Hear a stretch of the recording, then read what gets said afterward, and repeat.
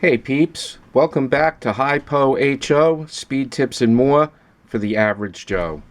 And in this episode, we're going to continue on with the build of the super fast Tyco 440X2. Now, I'm waiting on some parts still for my wide pan, so I figured we'd continue on with the narrow, which is basically going to be the same thing, except for the fact that this one I'm using the 3.5 armature from HC slots versus the 2.9. Now, in the previous videos I told you that you could use the cherry bomb, even though it said it's for the G+. You cannot use that armature. It won't work. My mistake. So again, do not use the cherry bomb armature. Alright, so what we're going to want to do here, we left off on the previous video. We prepped all our parts. We have our brush holders all polished. We have our armature all polished. And the first thing you're going to want to do is go ahead and install a set of these body posts. Now that's only going to be if you want to run any type of body like this. But if you want the HC slots body, which they do make, which is just a clip-on, so you can do this. In that case, they do offer them for the narrow. He's got a couple of different bodies. Go check out his website. So there's options for you as far as bodies go.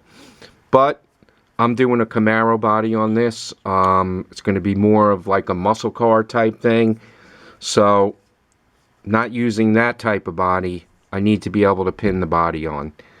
So this is in the parts list, the body posts. These just thread right in here. The way that you're going to do that, I'll show you the location. If you see here, right there, and right there. I'm hoping that you can see where that hole is. There and there. And you're not going to want to start with the full size that you need here. And I'm not exactly sure what size bit these are. I just matched them up. So if you go ahead and match up your bit like that, you'll be all set. But you need to make the hole. You can't just go at it. You got to drill it out progressively. So you're going to start with a bit like this, much smaller. This one actually fits into the tube. And that's what you're going to start with. Now, once you get one side on here in the location, a very easy way to do this, if you have the right size, is just slip it through. And that will allow you, just make sure it's all straight and level. That will give you the same exact location on the other side. Alright, so once you have your first hole drilled, like I said, you're going to progressively go up. It's 3 steps that I'm using. This is the first one, that's the second, and then I have the third. And it's just a matter of doing that. You're going to, nice and easy. And then you'll take your third one. And then you just want to take the tip of an X-Acto, a sharp X-Acto knife, and just trim off the flashing on the inside, trim off the flashing on the outside. Okay, so that's step 1. We'll be back with step 2. Okay guys, got the body posts in, as you can see. They'll just screw right in, not a problem, looking good. And just make sure everything's no flashing in there, everything's cleaned up. So the next step now, and we're using the HC slots Pro 4 magnets. The white dot is going to go, I believe on the Tyco, it is on the driver's side. Alright, and the thing you need to look for, make sure when you put these in, there's a little notch here on the magnet. You see how it's stepped? That has to face the bottom. Alright, so rear of the car, front of the car, driver's side, passenger. Okay, so we want to pre-assemble this, and we want to test if we're going to need any spaces. Now you need to hold this tight, and you're just going to go back and forth like that, and you want to find the sweet spot. Now you can see how the magnet is pulling that armature forward. So, and I have a little bit of play there. So typically, usually 010 will work. I've got my 010 right there.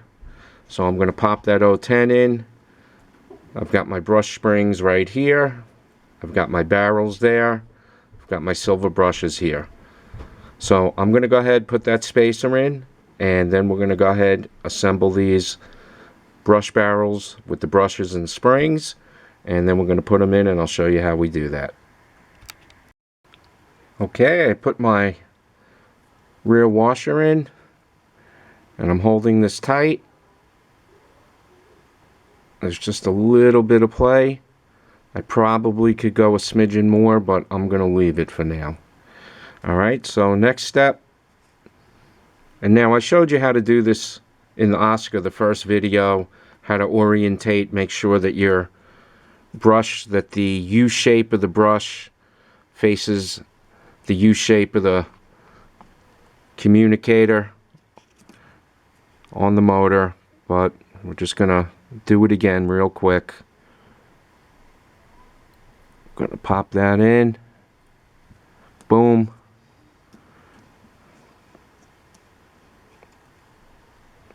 And we're going to take a look here. Alright. The U is right in here. We're going to pop that in there.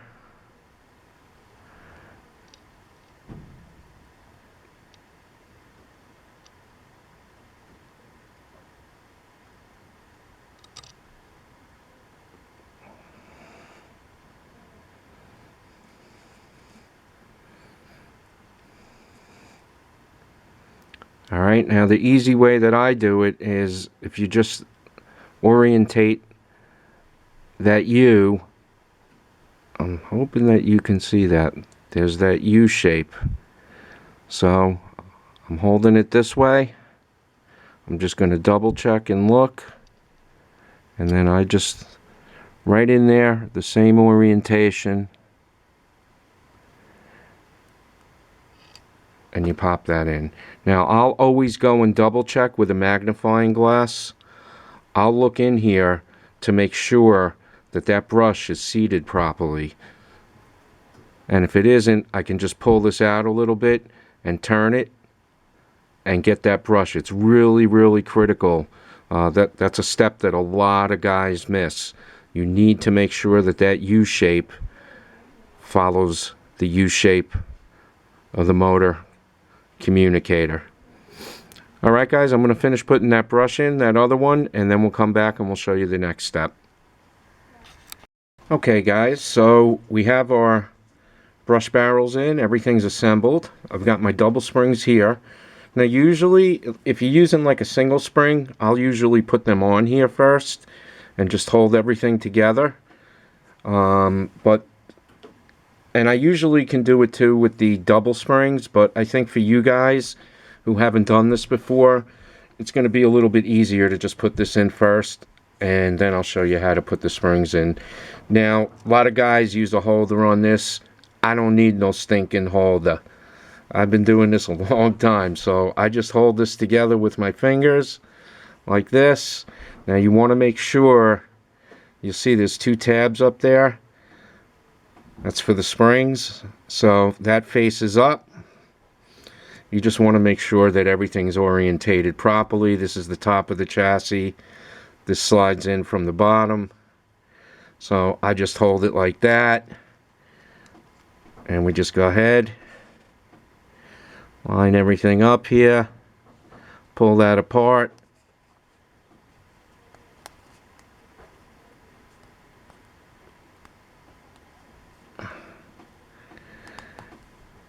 And boom. That's all it takes. All together. Whoops, this one here just needs to click in a little better. There we go. Alright.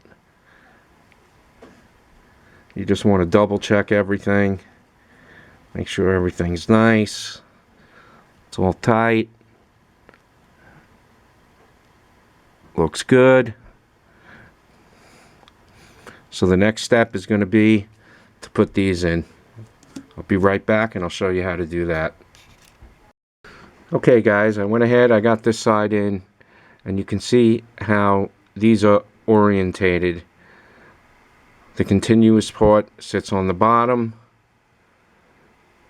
and these other parts, the two single parts, sit up at the top into that little nub up there. So easy way, just pop a stick in there like that, spread the chassis, gives you plenty of room, pop the spring in. Now one thing you need to make sure on these double springs is sometimes you need to hold this and push these together, because what can happen is the outside edge, the one that sits on the outside,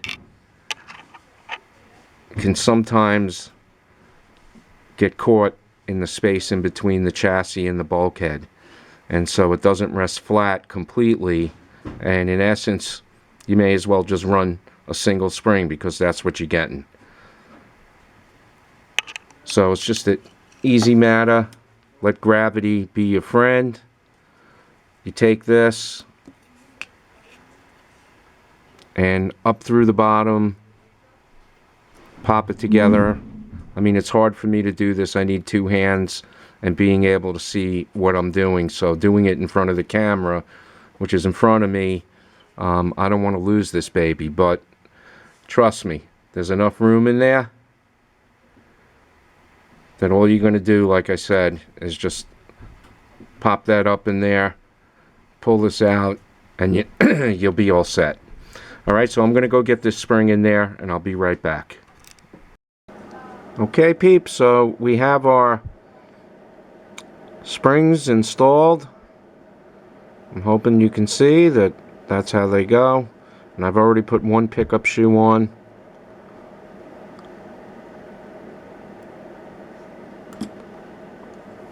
There's the orientation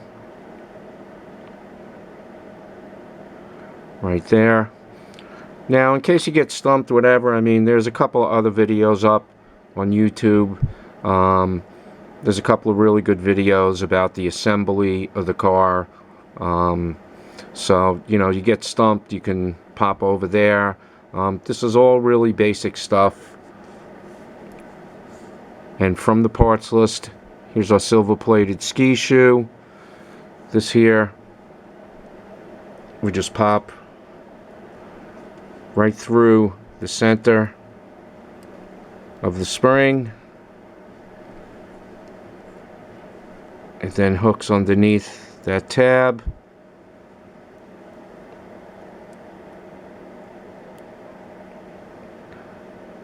Like so. And then we just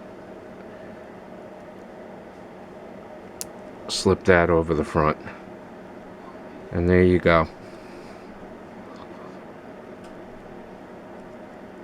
Bada bing, bada boom. Actually, this one did not catch properly. Sometimes you gotta triple check things and just make sure. There we go. Alrighty. Yep. Alright, we'll do a quick little test. Beautiful. Life is good. And we'll move on to the next step. We're going to install the traction magnets, and we're going to be putting them in the high downforce orientation. So I'll be right back, and then we'll take care of that. And as per my parts list, HC slots, we're using the Pro 8s on this particular build, but the other one we're going to be using the Pro 10s. Alrighty, be back in a minute. Okay guys, so we're going to go ahead, we're going to pop our traction magnets in and hide down for us so you can see each one sticks to their respective side. So usually I'll just pop a toothpick right in there, pull that apart a little bit, make it a little easier, slide that right in. There you have it. Just make sure everything's clicked in. Do the same thing on this side.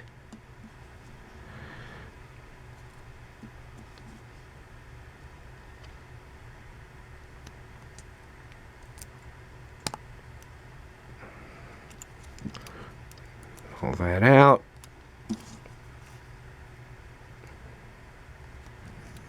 And sometimes you got to push them back a little bit, push them forward. There you go. That's all there is to it. Okay, so next step, we're going to set up our axle with our gear. And what I like to do is I have a separate chassis. I'm going to lap these gears. So I have a separate chassis set up because I don't want to spray all that crap onto this brand new one that we've done. Then I got a big cleanup and gets all over the place. So I just have a chassis that I strictly use for lapping gear sets.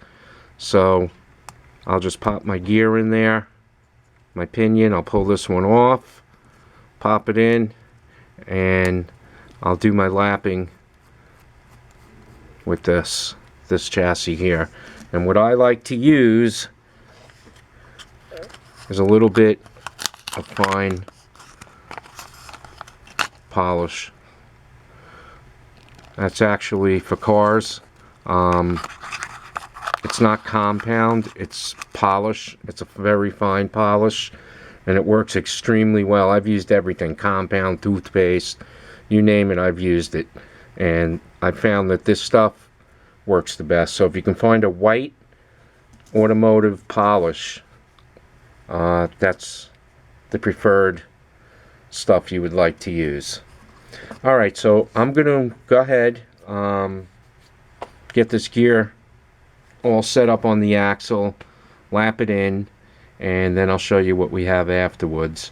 I should probably show you how to put the gear onto the axle, so maybe we'll go ahead, getting a little ahead of myself, and we'll show you how to do that. Alright, be back in a minute. Okay guys, I'm back, and in the interim I went ahead, fully assembled this car, and all that was really left was doing the rear axle. I lapped the gear set and the pinion, like I showed you previous, and really, like I said, all that was left was just this, the rear axle setup, front axle, and the guide pin. And then, you know, doing a body of your choice, whether you're going to do it, you know, Lexan, like I showed you how to put these mounts in, or you're just going to use a clip-on. You know, doing this narrow is really kind of a bonus. The main focus of this video is supposed to be this car with the 2.9 arm, doing this super fast. So this car has a little less performance, still a nice car, save you a couple of bucks when you build it up. But anyway, we're going to go ahead and we're going to press that rear crown gear onto the axle. So we've got our billet Viper axle. We've got a 23 tooth, which is what we're going to use in that car. And the way that you're going to do that with your press, you're going to have this squared up on the press, and you want to make sure that this part of the axle fits into that little recess. And then it's just a simple matter of driving it home. No big deal. So we go ahead, we're going to do that.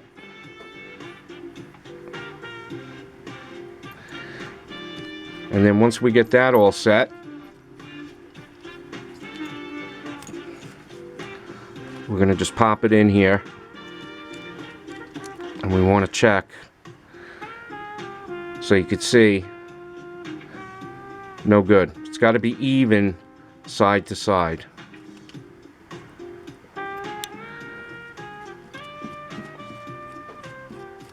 So you just pop it back in.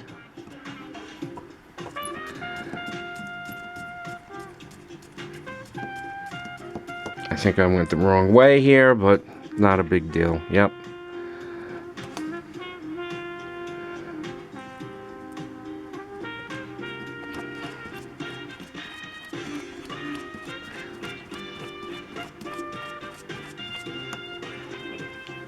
It takes a little trial and error here. And I'll show you a real quick way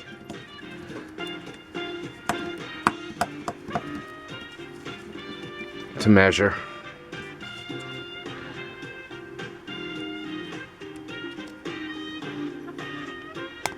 So you pop it in, and then just take a toothpick or whatever, screwdriver, pop it up against the edge of the chassis, take your thumb, go like that on one side,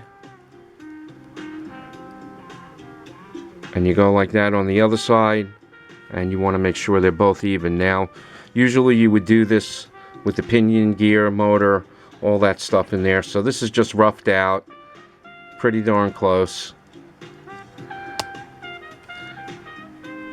And then it's also just a simple matter for whatever wheel you're using. If you're using the stock setup, then bang, you don't even have to do any of this.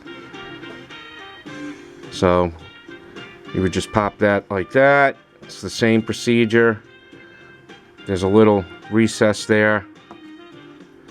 You pop the hub there, and you're going to do the same procedure, drive it home, get it all set. And then once you have it in here, you want to do the same thing. You want the wheel spacing to be even on both sides. So you could do that same little trick. Just take something, put it up against the side of the chassis, take your thumb to the edge of the wheel, go to both sides, make them both the same. Alrighty, and then all that's really left to do after that point, pop your front wheels in, pop your guide pin in, and you can see I have the extended guide pin, and do a quick break-in if you like. Like I told you in my previous videos, I use a old 9-volt battery. I'll let it run for 15 minutes or so, and then you're going to want to oil it. One little drop here, here, here, and there. And I'm talking minuscule. You also want to do where the front axle rides in the chassis. So that pretty much wraps up the build of this one, the narrow pan, and this is more of a budget build.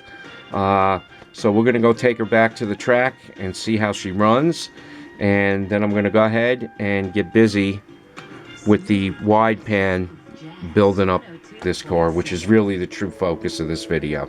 Alright guys, we'll go give her a burn and see how she does. Okay guys, one thing I forgot to mention, you may want to play around with some tire sizes depending upon your track. I ended up right now, I may change it because I really haven't run the car enough. 434 super tires on a stock Tyco rim, fronts stock Tyco. Alright, we're going to warm her up.